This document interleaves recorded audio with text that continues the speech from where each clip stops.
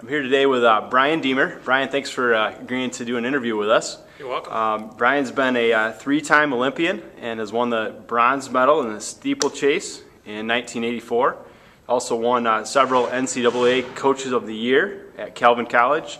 And we'd be here a long time if we were talking about all your accomplishments. So just wanted to ask you to talk to us a little bit about goal setting today. And how has goal setting helped you, achieve success as a coach and then also as an athlete?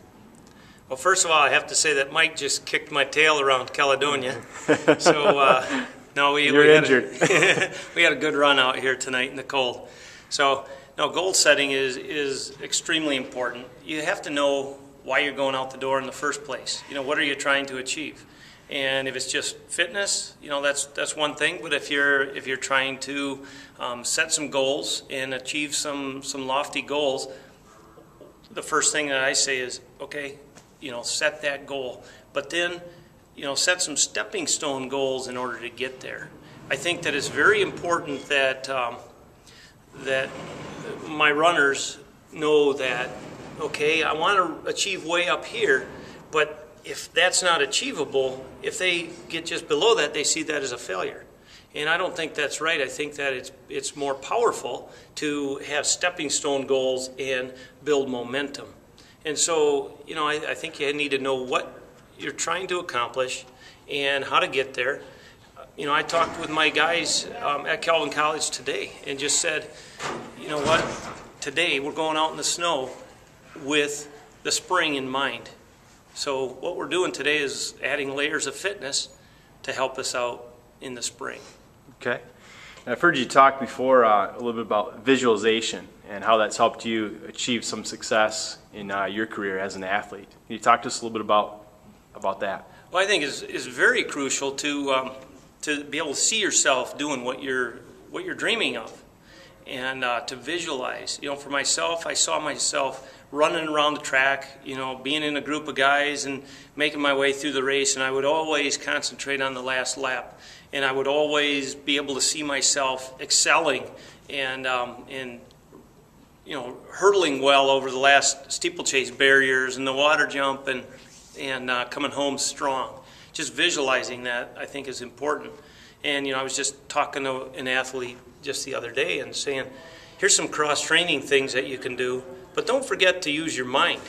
Make sure that you're thinking about what you want to accomplish and visualize yourself in that competition, and then when you see it in your mind, you can go out and do it. Okay. What's been one of the most, proud moments in your career as either an athlete or a coach at Calvin?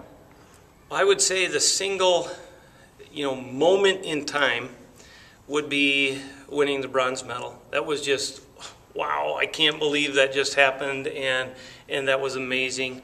It was a journey to get there, and there were a lot of people that helped me along the way, but that was just really neat.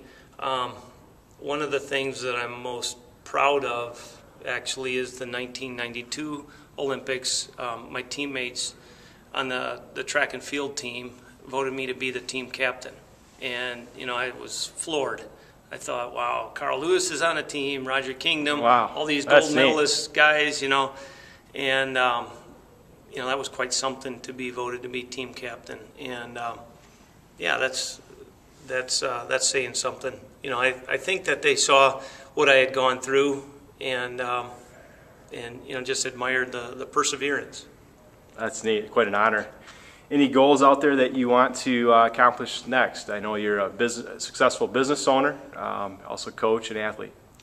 You know what? I get most of my energy from encouraging others to go out and do special things that they maybe only dream of or didn't even think was possible. And that's why I continue to coach. I've been coaching for 25 years at Calvin College, and it still gives me the most energy to come alongside of a young kid and say, hey, you've got what it takes.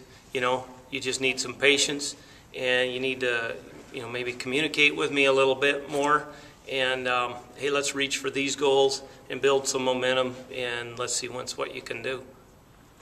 And lastly, Brian, talk to us a little bit about confidence and belief in yourself. I read an article recently about how your coach at Michigan really instilled that confidence and belief in yourself, and that you could do more than you thought you could.